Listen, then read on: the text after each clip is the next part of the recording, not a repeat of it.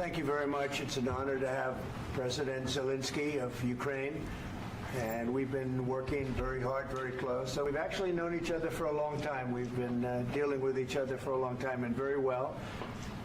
We had a little negotiation spat, but that worked out great. I think for both countries, I think for the world, actually, beyond both countries.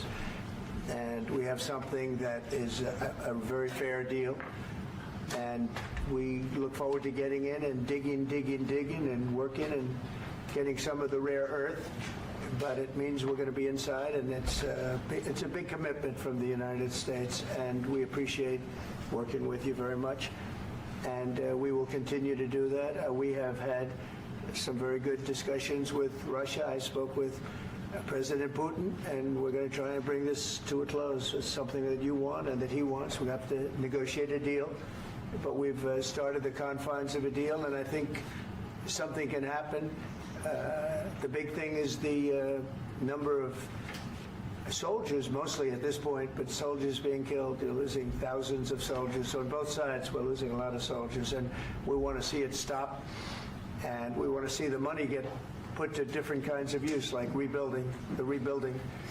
And we're going to be working very hard. But we've had a lot of very good conversations. I will say until we came along, the Biden administration didn't speak to Russia whatsoever. They didn't speak to anybody. They just allowed this to continue. And I will say that, I'll say in front of you, you've heard me say it 1,000 times, if I were president, this war would have never happened. We would have had a deal negotiated for you without having to go through what you've gone through.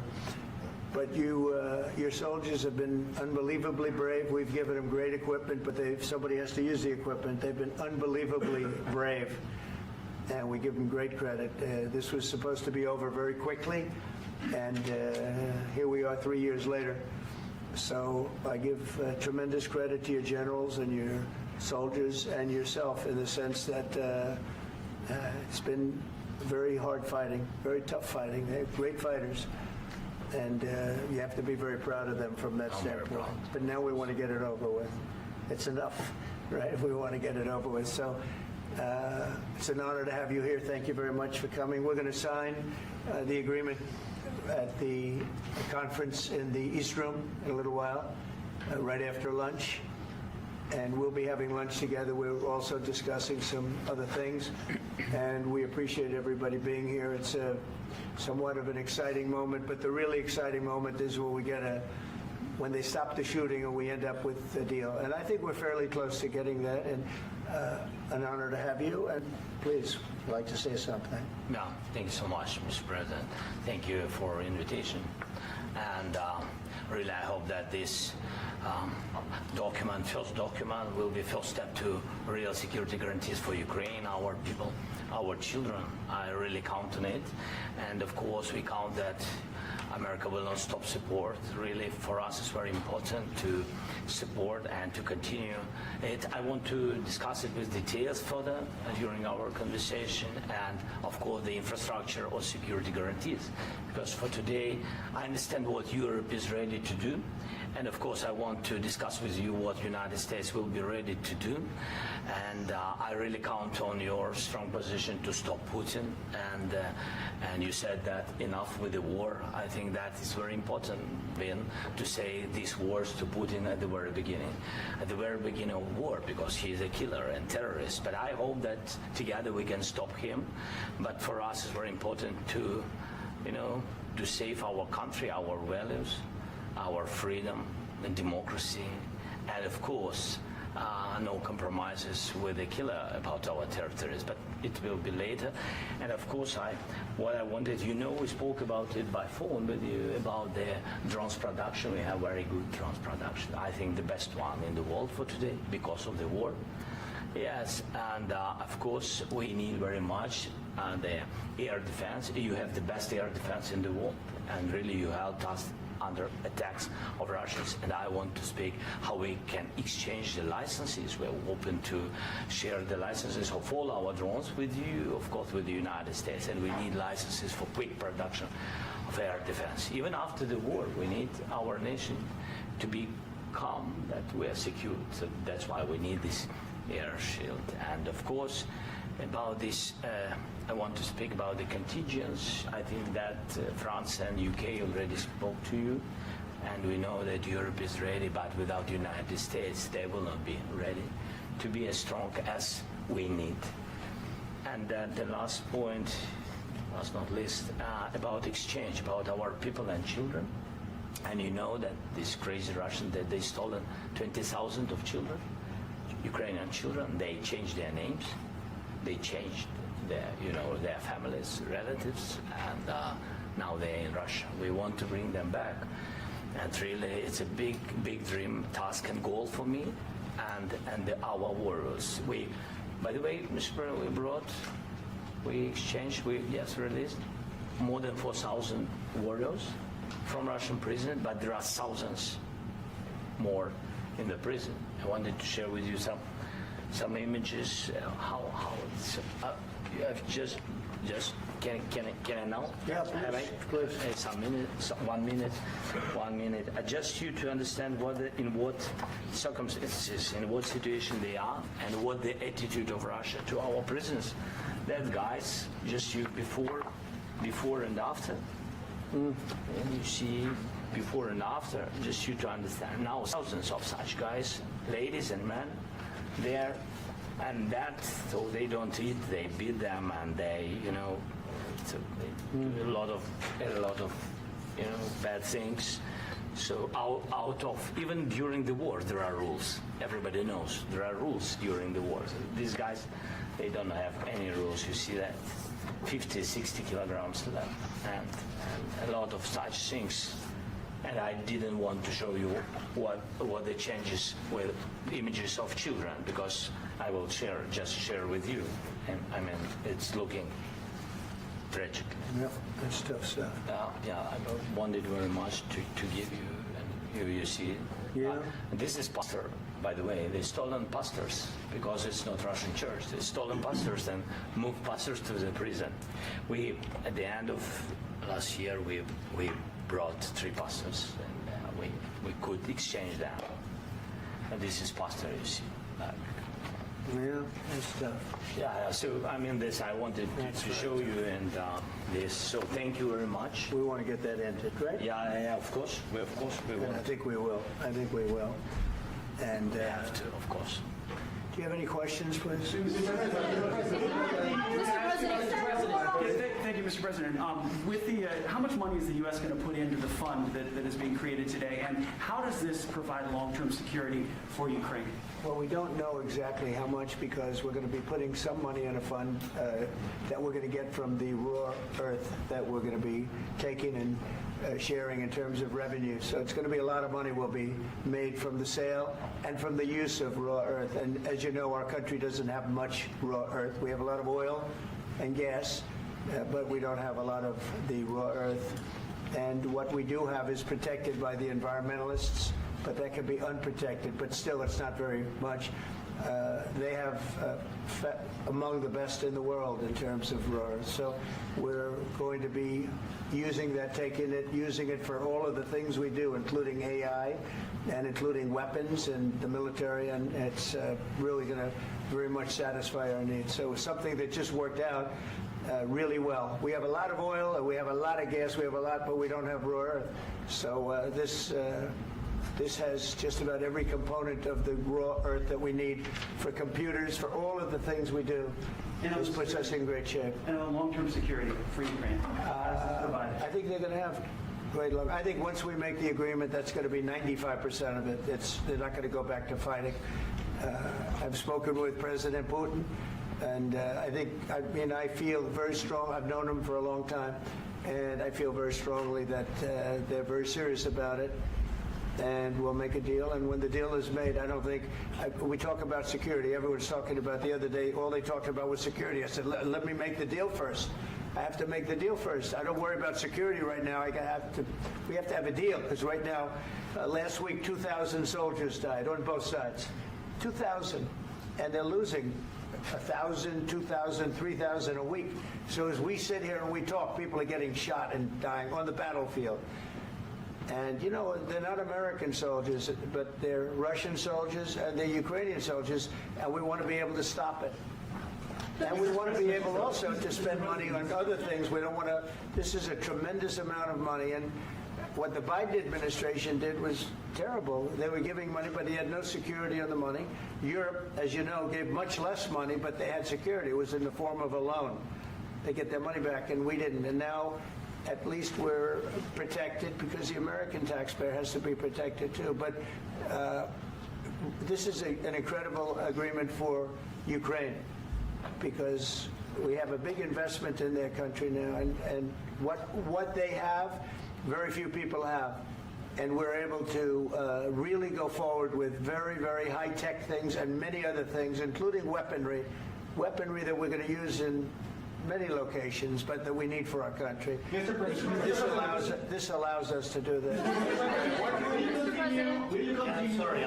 sending military aid? Yes, go ahead, please. If I can just, yes. In the document, there is one of the very important points.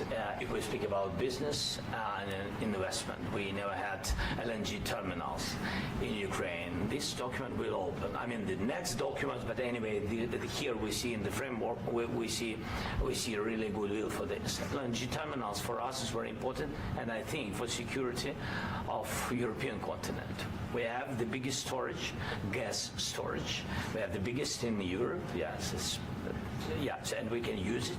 Use it for LNG. Use it for LNG, and we will do it. And really, we can help Europe because Europe really helped. President Trump said that they made less support, but they are our friends and they are our very supportive partners. They really gave a lot, Mr. President. Yeah, really, they did. They gave a lot, but they gave much less. No. Much less. No. No. Don't argue. No. Okay. Okay.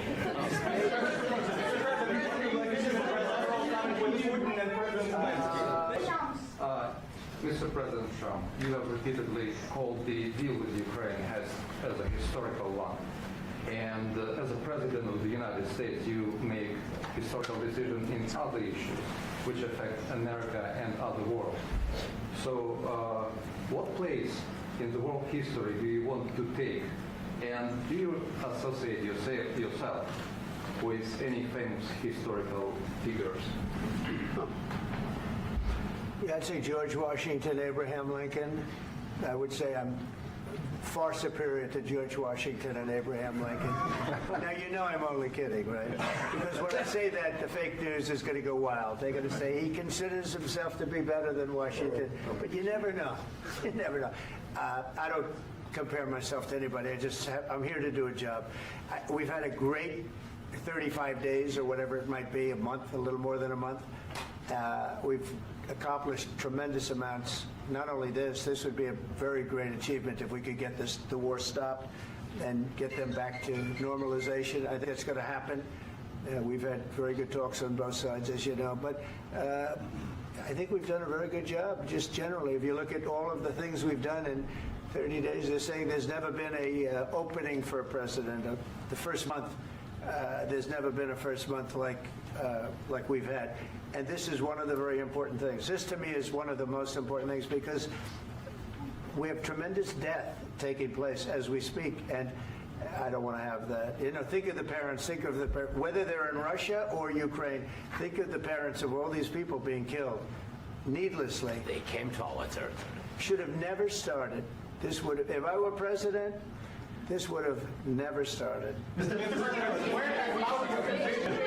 President, will you continue sending military aid to Ukraine after the U.S. signs this agreement with Ukraine? Yeah, we're The going to be question continuing. to President Zelensky: do you feel like the U.S. is on your side? That President Trump is on your side at this moment? What do you think? He wants to know, do you think that, sort of a stupid question.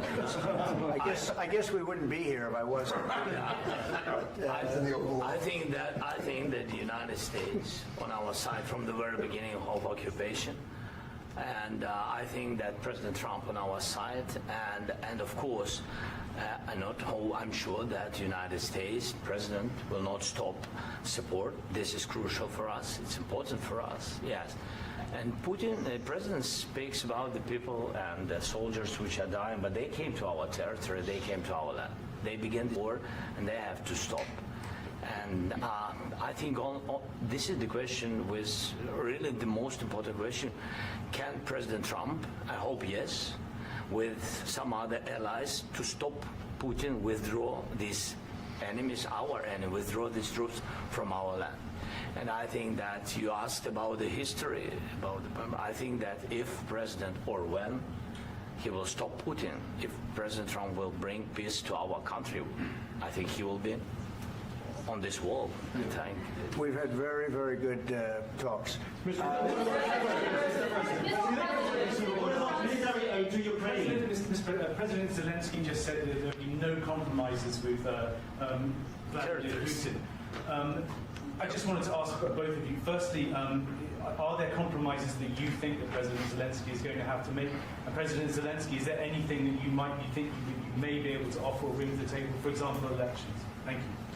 I think you're going to have to always make compromises. You can't do any deals without compromises. So certainly he's going to have to make some compromises, but hopefully they won't be as big as some people think you're going to have to make. That's all. That's all we can do. I'm here as an arbitrator, as a mediator to a certain extent between two parties that have been very hostile. To put it mildly, they've been very hostile. This has been a vicious war.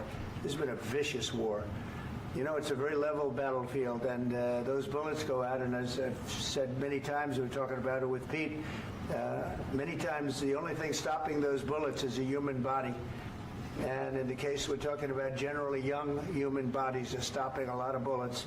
It's dead level. That's why it's great farmland. It's great land. It's great farmland, but there's very little protection against the bullets that are being, and other things that are being shot. So all I can do is see if I can get everybody at the table and get an agreement. And I think we're going to end up with an agreement. Otherwise, I wouldn't probably be even here today. Mr. President, I've got two questions for you. You think ultimately your legacy will be the peacemaker and not the president that led this country into another war and ended foreign wars? And I've got a question. I hope it will. I mean, I hope I'm going to be remembered as a peacemaker. This would be a great thing if we could do this. I'm doing this to save lives more than anything else. Second is to save a lot of money, but I consider that to be far less important. So I hope I'm going to, thank you, Brian, for that question. It was a nice question. I hope I'll be known and recognized as a peacemaker. This would be a great thing to solve. This is a very dangerous situation. You know, this could lead to a third world war. This was headed in the wrong direction. If this election were lost, if we didn't win this election, and by the way, we won it by a lot. That was a mandate. We won every swing state. We won the popular vote by millions and millions of votes. We won everything. The districts, you look at the areas of red, take a look at a map. This was a big mandate, and this was one of the things I said, we're going to get this thing settled. If we didn't win, I think this could have very well ended up in a third world war, and that would not have been a good situation. What was your second question? And my second question for President Zelensky. Why don't you wear a suit? Why don't you wear a suit? You're at the highest level in this country's office, and you refuse to wear a suit. Just want to see if you own a suit? Yeah, problems. A lot of Americans have problems with you not Really? respecting the dignity of this office. I will wear a costume after this war will finish. Okay. Yes, maybe one. Maybe something like this. Something like yours, yes. That'd be great. Maybe something better, I don't know. We will see. Maybe something cheaper than, yeah. Thank you. President Trump. Thank you, President Trump. You said yesterday that you have... Are you going to send more arms to Ukraine in case there's no peace? Yeah, we're going to have arms to Ukraine, yeah, sure. Hopefully I won't have to send very much, because hopefully we're going to have it finished. We're looking forward to finishing this quickly. We're not looking forward to sending a lot of arms. We're looking forward to getting the war finished so we can do other things. But we very much appreciate the agreement, because we needed what they had, and we're treating, our country is now treated fairly. Biden didn't do that. He didn't know what the hell he was doing. This should have never happened. This should have never started. But, you know, sure, the answer is yes, but hopefully we won't have to send much because I'm looking forward to getting it done quickly, very quickly. Does that mean you'll provide security guarantees, Mr. President? I don't want to talk about security yet because I want to get the deal done. You know, you fall into the same trap like everybody else. A million times you say it over and over. I want to get the deal done. Security is so easy. That's about 2% of the problem. I'm not worried about security. I'm worried about getting the deal done. The security is the easy part. Security is very nice. Everybody stopped shooting. And now will Europe put people there? I know France is going to. I know the UK is going to. I know other countries are going to, and they happen to be right next door. We haven't committed, but we could conceivably. You know, we have security in a different form. We'll have workers there digging, taking the raw earth so that we can create a lot of great product in this country. So in that sense, you have something, but we haven't determined that yet. I will say, in speaking to France and in speaking to, and they were here, as you know, last week and just the other day, they have committed to a lot of security. I don't think you're going to need much security. I think once this deal gets done, it's over. Russia's not going to want to go back, and nobody's going to want to go back. When this deal ends, I really believe this deal is going to be over. Question? Yeah, please go ahead. Thank you. Go ahead. Thank you. Mr. President, thank you. You had President Macron and Keir Starmer at the White House this past week, both of whom praised your courage and conviction to lead the pathway towards peace. Yes. Part of that involved, though, re-engaging Russia in diplomatic relations, something that previous leaders lacked the conviction to do so. What gave you the moral courage and conviction to step forward and lead that? Well, I love this guy. Who are you with? One American News, sir. Well, that's why I like him. One American News does a great job. I like the question. I think it's a very good question. It's a pathway to peace. It's a pathway to getting something solved. And I feel that as the head of this country, I have an obligation to do that. Plus, you know, we're very much involved. We got involved. It's too bad we got involved because there should have been no involvement because there should have been no war. And there shouldn't have been October 7th. That would have never happened. As you know, Iran was broke. They had no money to give to Hezbollah. They had no money to give to Hamas. They were stone cold broke. And then under Biden, they became rich as hell. They went from no money to $300 billion in a period of 4 years. And they gave a lot of that money away, and you see what happened. And that's a real mess also that we hope to be able to solve. But no, I appreciate your question very much. It's just, I feel I have an obligation to try and do something to stop the death. If I can answer. Yes, if I can answer. Sorry. Please. And I do like your clothing, by the way. Yeah, really? Even though I think he's a great guy, by the way. But I don't know if you two like each other. But you know what? I think he's dressed. I like this guy. I think he's dressed beautiful. So I have more serious things than answer on such questions. I will answer on more serious questions if I can. Yeah. So please, about security guarantees. And about just ceasefire. We can't just speak about ceasefire and speak. It will not work. Just ceasefire will never work because I'm like a president. I have this experience, and not only me. Ukraine before my presidency, from the 2014, Putin broken 25 times. 25 times he broken his own signature. 25 times he broken ceasefire. But he never broke to me. He never broke. No, you were the president. You were the president during. He never broke to me. In 2016, you've been the president, Mr. President. You've been the president, but he had, of course, not with you, but he had during those periods. He had conversations with our side. And we had Normandy format, you know, the France, Germany, Ukraine, and Russia. And he broken 25 times. That's why we will never accept just ceasefire. It will not work without security guarantees.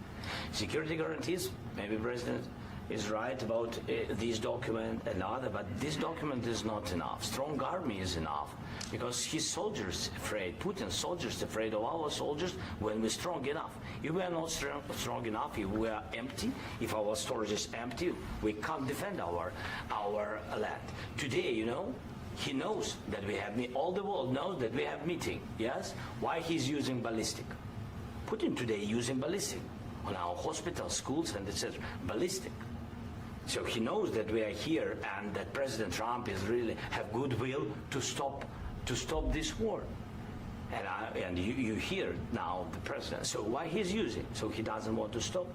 He doesn't want. But I hope that we will do it. Really, we'll do it. Security. When we speak about security guarantees, when the Europeans are ready for contingents, they need USA backstop.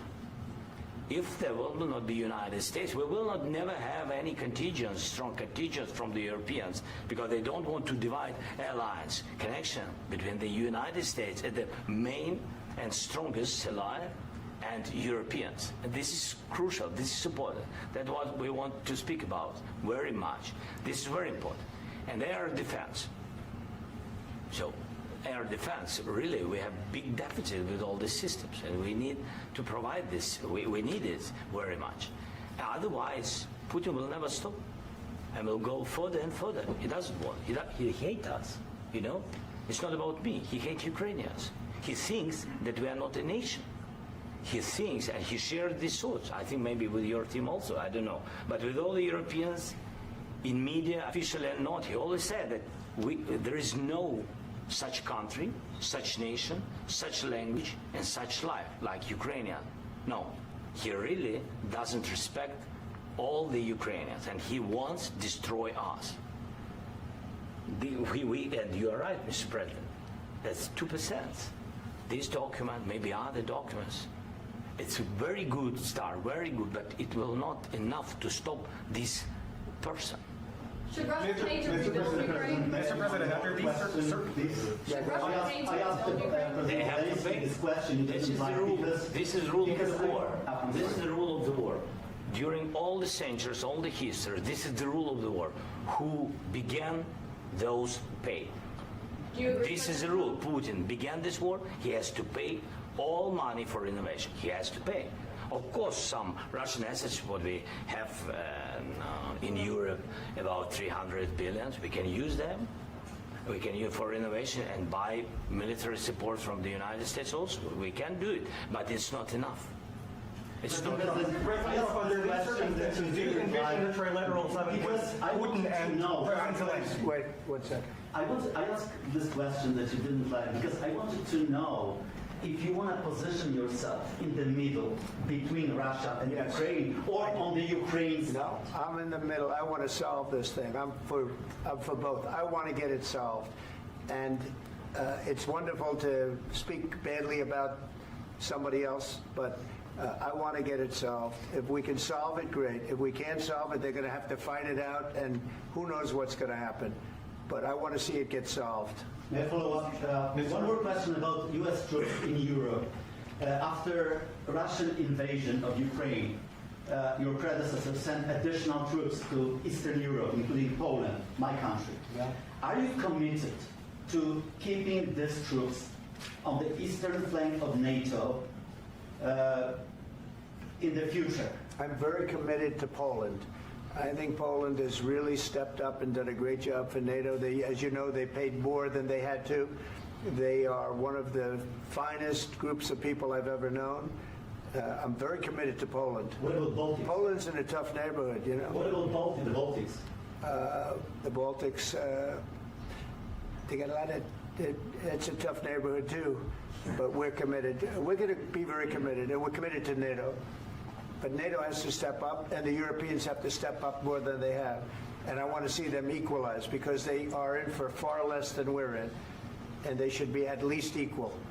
You understand that? Why is the United States, we have an ocean in between, why is the United States in for so much more money and other things as Europe? With that being said, and as you said, they've also been obviously very helpful, but we have put in far more than they have, and I think they should equalize. Mr. President, Please, go ahead. Ask you about the agreement again today. What changed between the first time that Secretary Bessent gave President Zelensky the agreement and today for the signing? We made a deal. So What was the I'm just, deciding factor? I'm a business person. We made a deal. That's what changed. Along with mineral I didn't think we were going to make a deal, and We ended up making the deal, so that changed. Mr. President, what and how do you envision a trilateral summit with President Zelensky and Putin? I don't know, but These well, they circumstances? don't like each other. I can tell you that.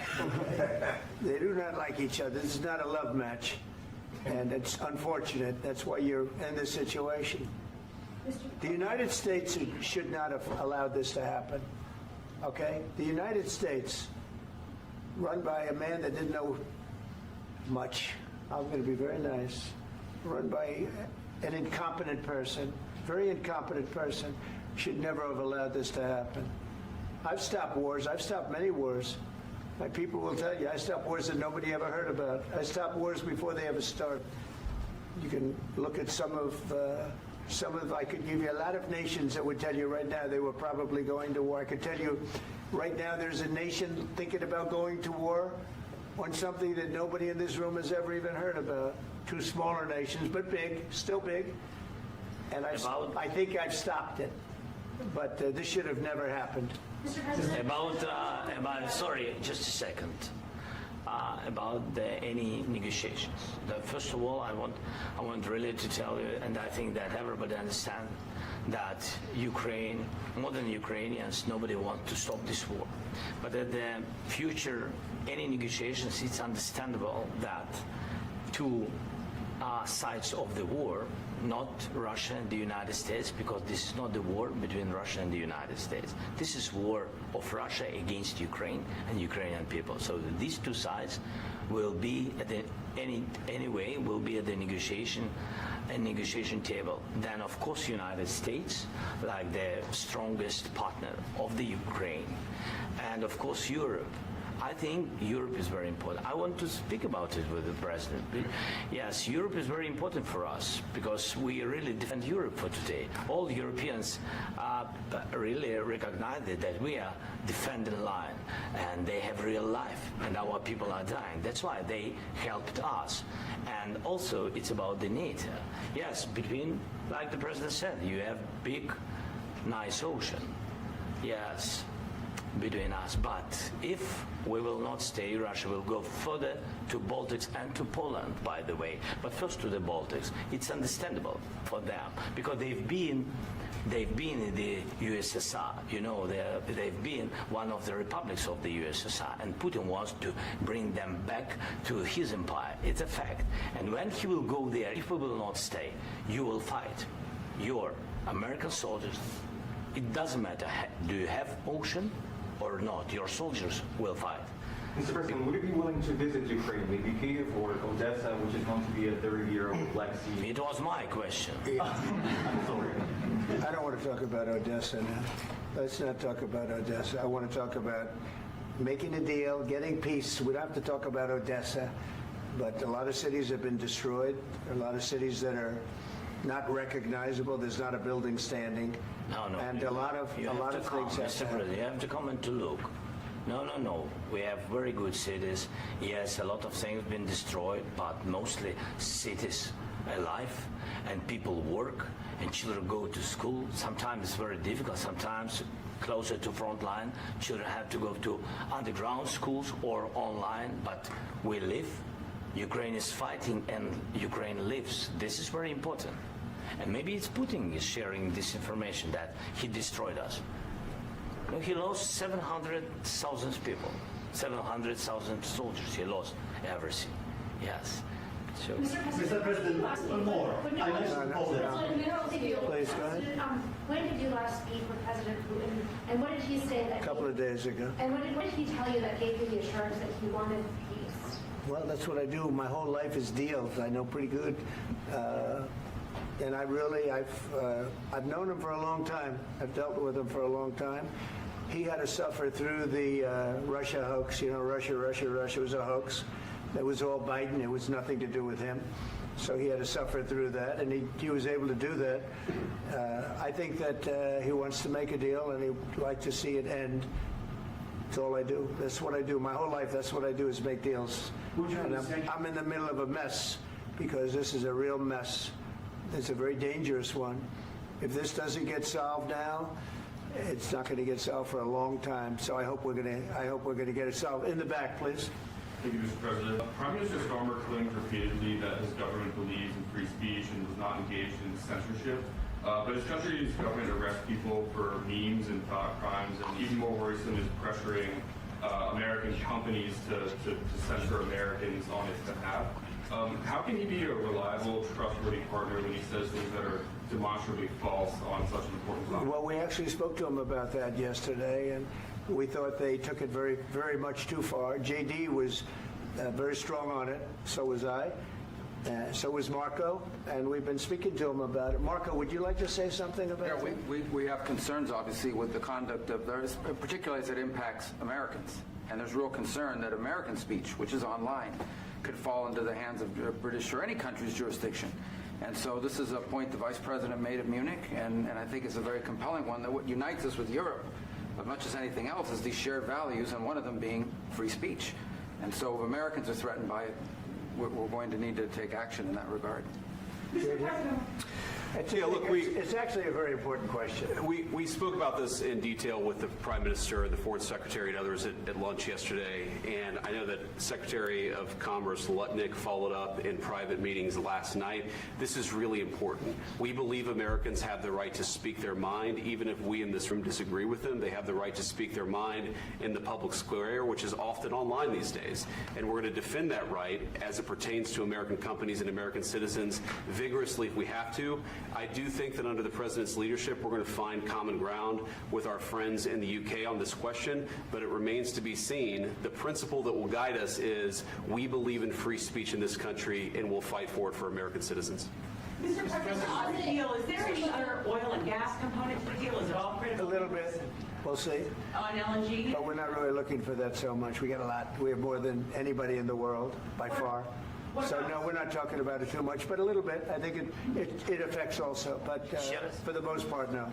And sir, is there any agreement from Ukraine to purchase U.S. LNG as part of the deal, or is that on the table at all? No, we don't need that. Mr. President, I just wanted to ask you about, you just mentioned that you'd spoken to Vladimir Putin a couple of days ago. Just to be clear, that's a new call, not the one that you... I've spoken to him on numerous occasions. Okay. And how was the latest call? What did you discuss? How did it go? Are you serious with that question? I am. I'd love to know. It went well. I think we're going to have a deal. On the minerals deal, Mr. President, some of those minerals are in the east of Ukraine, not far from the front lines and in areas that Russia has occupied. Will you direct President Putin to withdraw his forces from those areas if there's U.S. interest? Well, we'll take a look at the time. We have a lot of area. It's a very big area we're talking about, so we'll take a look. I'll study that and I'll see. And who would protect those minerals if they are U.S. interests? Would that be Ukrainian They'll forces? be protected. The agreement will protect them. U.S. The agreement, yeah, we're signing an agreement. You know? Right, but what if Russia tries to invade or there's Russian aggression in their spot? I just told you I don't think that's going to happen. And if that were going to happen, I wouldn't make a deal. If I thought that was going to happen, I wouldn't make a deal. Some people may wonder why. You ought to focus on CNN on survival, not asking me these ridiculous questions. Focus on surviving, because CNN's got such low ratings. I don't think they're going to survive. Let's go. I already mentioned Poland. Poland was under Russian control for decades after the World War. When I was a kid, I looked at the United States not only as a most powerful country, richest country in the world, the country that has great music, great movies, great muscle cars, but also as a force for good. And now I'm talking with my friends in Poland, and they are worried that you align yourself too much with Putin. What's your message for them?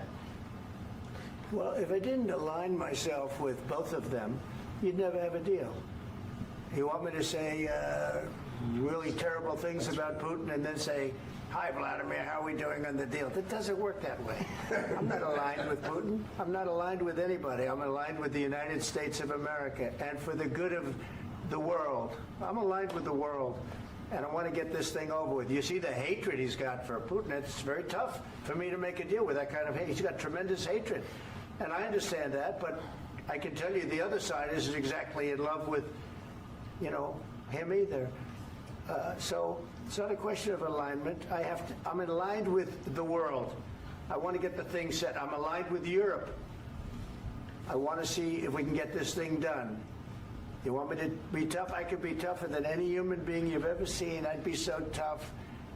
But you're never going to get a deal that way, so that's the way it goes. All right, one more question. Hey, I want to respond to this. So look, for 4 years in the United States of America, we had a president who stood up at press conferences and talked tough about Vladimir Putin, and then Putin invaded Ukraine and destroyed a significant chunk of the country.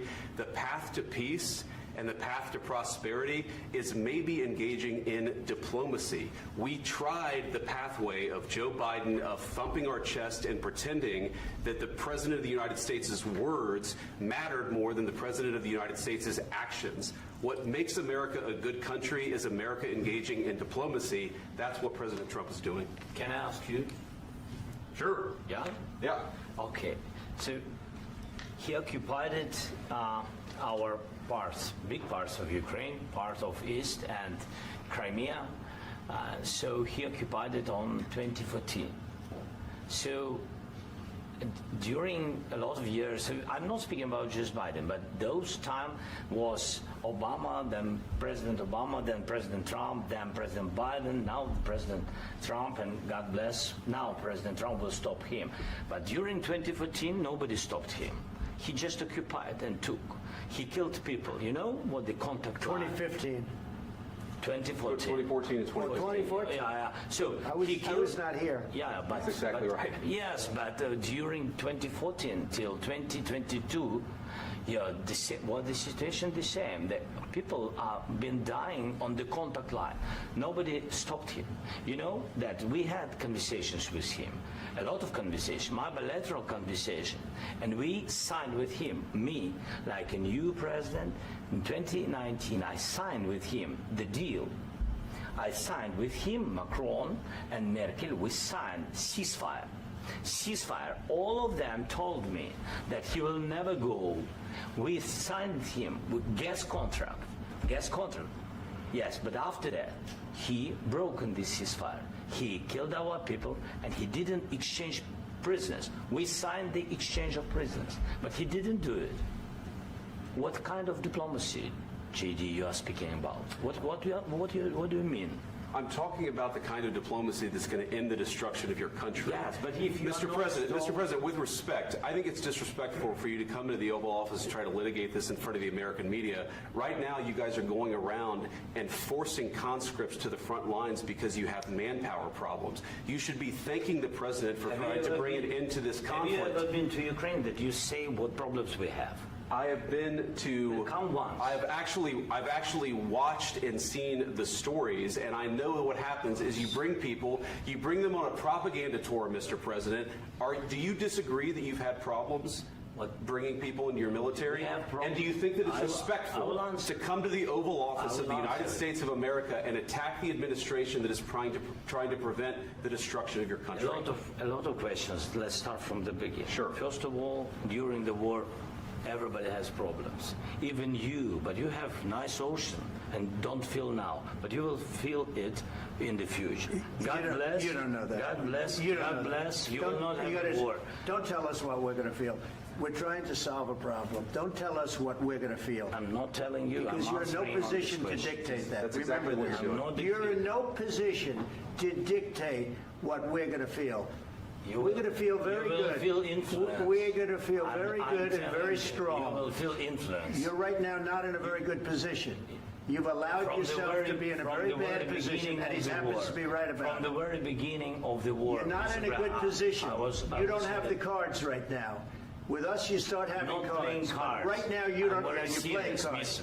You're playing cards. Serious. You're gambling with the lives of millions of people. You're gambling with World War III. You're gambling with World War III. And what you're doing is very disrespectful to the country, this country, that's backed you far more than a lot of people said they should have. Have you said thank you once? This entire meeting? No, in this entire meeting, you said thank you. You went to Pennsylvania and campaigned for the opposition in October. Offer some words of appreciation for the United States of America and the president who's trying to save your country. Please, you think that if you will speak very loudly about the war, you He's can... not speaking loudly. He's not speaking loudly. Your country's Can I- in big can I- trouble. can I Wait a answer? minute. No, Can you've I done a lot of answer? talking. Your country is in big trouble. I know. You're not winning. I know. You're not winning this. You have a damn good chance of we are coming out staying, okay because of Mr. us. President, we are staying in our country, staying strong from the very beginning of the war. We've been alone, and we are thankful. I said thanks You haven't in been this alone. cabinet, You not haven't been only alone. in this cabinet. We gave you, through I this said stupid president, $350 billion. You voted we gave for you your military equipment, and you voted men for are your brave, but they had to use our military. What about If you didn't have You our invited military me- equipment, you invited if me you to didn't speak- have our military equipment, this war would have been over in 2 weeks. In 3 days, I heard it from Putin. In 3 days, this is something Maybe new. less. In 2 weeks, of course, yes. It's going to be a very hard thing to do business like this. I Again, tell you. just say thank you. I said a lot of times to American people. Accept that there are disagreements, and let's go litigate those disagreements rather than trying to fight it out in the American media when you're wrong. We know that you're wrong. But you see, I think it's good for the American people to see what's going on. I understand, sir. I think it's I very understand. important. That's why I kept this going so long. You have to be thankful. You don't have the I'm cards. thankful. You're buried there. Your people are dying. tell you You're again, running low I on know. soldiers. Don't- Listen, don't, please, you're running Mr. low on President. soldiers. It would be a damn good thing. Mr. And then you tell us, I don't want a ceasefire. I don't want a ceasefire. I want to go, and I wanted this. Look, if you could get a ceasefire right now, I tell you, you'd take it so the bullets stop flying and your men stop getting killed. Of course, we want to stop the war. But you're I saying said- you don't want a But ceasefire. I said to you, I want a ceasefire. with guarantees. Because you'll get a ceasefire faster than an agreement. Ask our people about ceasefire, what they think. That wasn't doesn't with matter me. for you what- That what wasn't this with me. means. It That was with wasn't a guy named Biden who was not a smart person. This That is was your- with, that this was is with your Obama. president. It was your president. Excuse me. That was with Obama, who gave you sheets, and I gave you javelins. Yes. I gave you the javelins to take out all those tanks. Obama gave you sheets. In fact, the statement is Obama gave sheets and Trump gave javelins. You got to be more thankful, because let me tell you, you don't have the cards. With us, you have the cards. But without us, you don't have any cards. One more question to Mr. Vice President. I'm sorry. It's going to be a tough deal to make, because the attitudes have to change. What if Russia breaks ceasefire? What if Russia breaks peace talks? What do we do then? I understand that it's a heated conversation right now. What are you but saying? what if She's asking, what if Russia breaks the ceasefire? Well, what if anything? What if a bomb drops on your head right now? But they have Okay? broken ceasefire. What if they broke it? I don't know. They broke it with Biden because Biden, they didn't respect him. They didn't respect Obama. They respect me. Let me tell you, Putin went through a hell of a lot with me. He went through a phony witch hunt where they used him and Russia. Russia. You ever hear of that deal? That was a phony Hunter Biden, Joe Biden scam. Hillary Clinton, Shifty Adam Schiff. It was a Democrat scam. And he had to go through that. And he did go through it. We didn't end up in a war. And he went through it. He was accused of all that stuff. He had nothing to do with it. It came out of Hunter Biden's bathroom. It came out of Hunter Biden's bedroom. It was disgusting. And then they said, oh, the laptop from hell was made by Russia. The 51 agents. The whole thing was a scam. And he had to put up with that. He was being accused of all that stuff. All I can say is this. He might have broken deals with Obama, Bush, and he might have broken them with Biden. He did, maybe. Maybe he didn't. I don't know what happened. But he didn't break them with me. He wants to make a deal. I don't know if he can make a deal. The problem is I've empowered you to be a tough guy. And I don't think you'd be a tough guy without the United States. And your people are very brave. But you're either going to make a deal or we're out. And if we're out, you'll fight it out. I don't think it's going to be pretty, but you'll fight it out. But you don't have the cards. But once we sign that deal, you're in a much better position. But you're not acting at all thankful. And that's not a nice thing. I'll be honest, that's not a nice thing. All right, I think we've seen enough. What do you think? What's this negotiation? This is going to be great television, I will say that.